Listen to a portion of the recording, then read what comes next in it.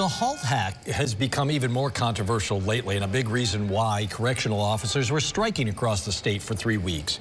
An attempt to repeal it limits solitary confinement in prison. Well, that failed in February. Now the bill's sponsor tells News Channel 9's Jeremy Skiba Halt was never even implemented in the first place.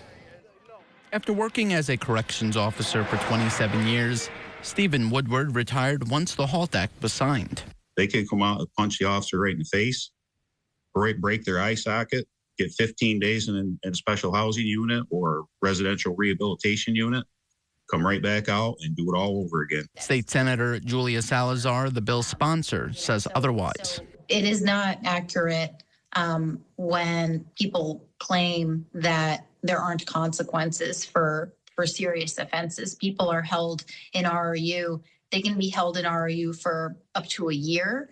They are still subject to discipline. They're still separated from the general population. They can still have privileges taken away from them. Salazar says Halt prohibits people with disabilities and mental health issues from solitary confinement and requires out-of-cell time for those in segregated confinement. Over the last 4 years, she has visited prisons and correctional facilities across the state and says Halt isn't being enacted. People with serious mental health conditions are continuing to be placed in the special housing unit. And we also saw instances of people being held for longer than 15 days at a time in the special housing unit without being moved to a rehabilitative unit. State Senator Daniel Steck has 7 prisons in his district. For the second time, he's introducing a bill to repeal Halt. We're going to give them another opportunity to get it right, to realize, hey, you know what?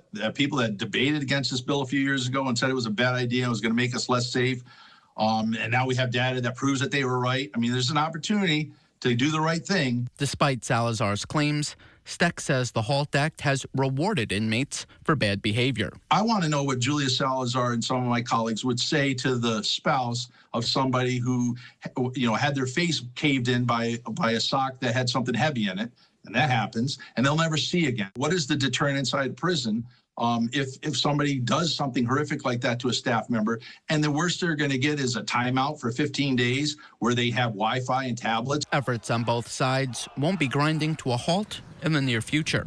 In Syracuse, Jeremy Skiba, News Channel 9. According to the Department of Corrections, assaults on corrections staff have gone up each year under the Halt Act. If you want to read that full report, visit localsyr.com.